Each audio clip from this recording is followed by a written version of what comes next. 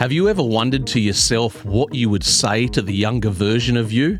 Would you talk to the younger version and give them better wisdom? I think about this often. I'm 49 years old right now, and I think to myself, what would I tell 20-year-old me, or in my teens, what wisdom would I give myself now that I've learned a few lessons to help that younger version get ready for the future? Maybe you do the same.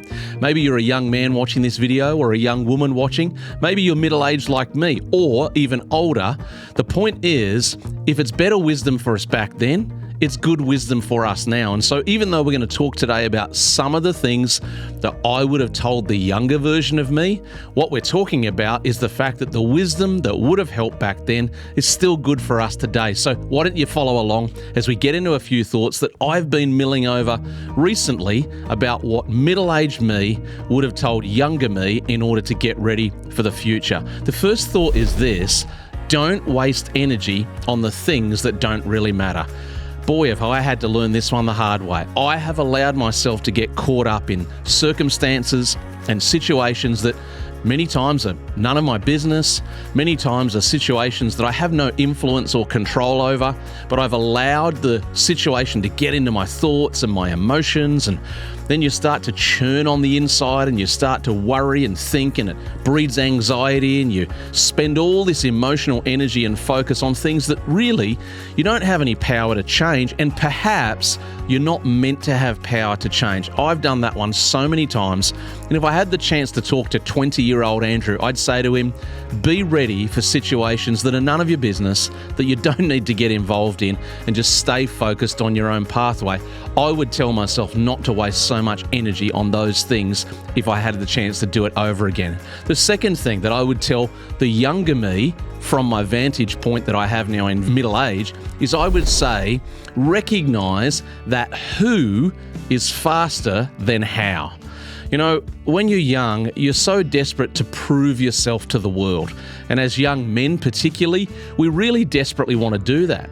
Sometimes it's because we've got the need to try and find approval in the eyes of other people.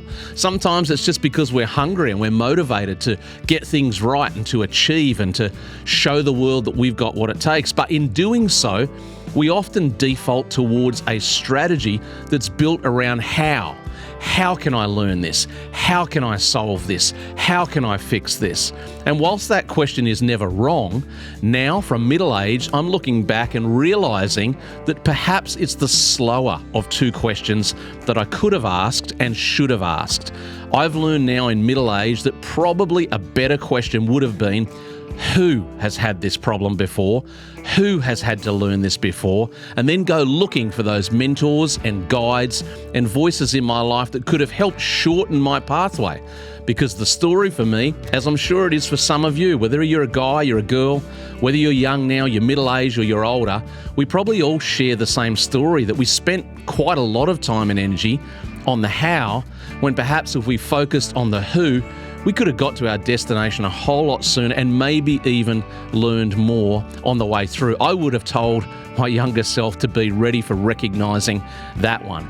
This third one is a really big one because this plagued me as a young man, and maybe, I don't know for sure, but maybe cut some of my sporting ambitions short that I had as a young man. And it's this lesson here: hard work beats talent. From middle age, I would look back now and say to the younger Andrew, the younger me, be ready for the fact that hard, consistent, diligent work on the fundamentals and the basics beats talent every day of the week. You see, I grew up in a home and an environment where I didn't get told that message, and so I had to try and guess at the world around about me, and I had to try and lean on this idea that hopefully if I'm talented enough, I will be able to achieve enough. What I learned in my early to mid-20s and into my late 20s, perhaps a little too late on some of my goals, I learned that the other young men around about me who were making it, they were making it not because they were more talented than I was, They were making it because they were doing hard work behind the scenes that I didn't even know about for years. And so I looked back at that one with regret in later years, realising a little bit too late for my sporting goals that hard work beats talent a lot of the time. I've been able to apply that to some other areas of my life, but if I could go back, or if I could send a message from today to back then, I'd tell the younger me, don't worry so much about talent. Get focused on hard work and diligence and consistency, and that will win out in the end. The fourth thing that I would send a message back to my 20-year-old self about is this idea that kindness is rare and a debt worth repaying. Kindness is rare and a debt worth repaying. Most of us by now have figured out that the world's a pretty rough and horrible place at times. And sadly, we don't see too many kind people often enough, whether we're talking about the schoolyard or the work office or the job site or the road that you commute on. We see anger and hatred and competitiveness and people who are willing to push anybody out the way to get ahead, and we don't see kindness too much. When we do finally experience kindness, it comes as such a huge contrast to the normal existence that we have that it really stands out. And I would like to urge my younger self to say, be ready for those who show you some kindness and put their name on the ledger of debts that you're happy to carry forward and to repay at every opportunity you get. The truth is, life is pretty short, and unfortunately, we don't encounter enough people that show kindness to us. So when we do, we want to make sure that we pay attention, we take notice, and we keep them on our list of people that we are happy to repay that debt of kindness to all our days. One more thing that I'd probably tell my younger self, my 20-something or my teenage self from my vantage point as a middle-aged man, I would tell myself that people are the purpose. There's a lot of things that we try to do in our journey of life. We try to achieve, and that's good. We try to learn, and that's good. We try to grow, that's good. We try to make money. We try to achieve our goals. They're all good things. But really, when it comes down to it, as you get older, you start to discover that people are the purpose.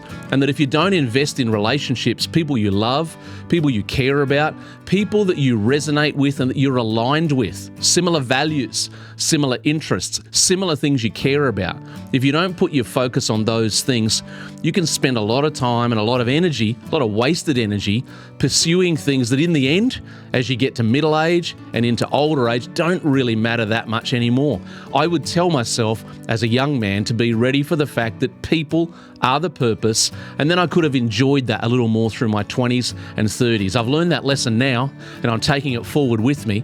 And as I said at the start of this video, if these thoughts stack up to better wisdom back then, they're probably still good wisdom for now. And so for me, I'm trying to take them forward. Hopefully you can do the same, whether your start point is 20s, 30s, 40s, 50s or older, whether you're a man or a woman. You could take some of these ideas, evaluate your own life, and see what you can deploy in your situation to make sure that you're keeping yourself pointed at the North Star you actually want to point at. Well, if you've enjoyed this video today and you want to take a little bit of a deeper dive, why don't you click on this video right here where I talk about 5 regrets from my 20s. You'll love that one too.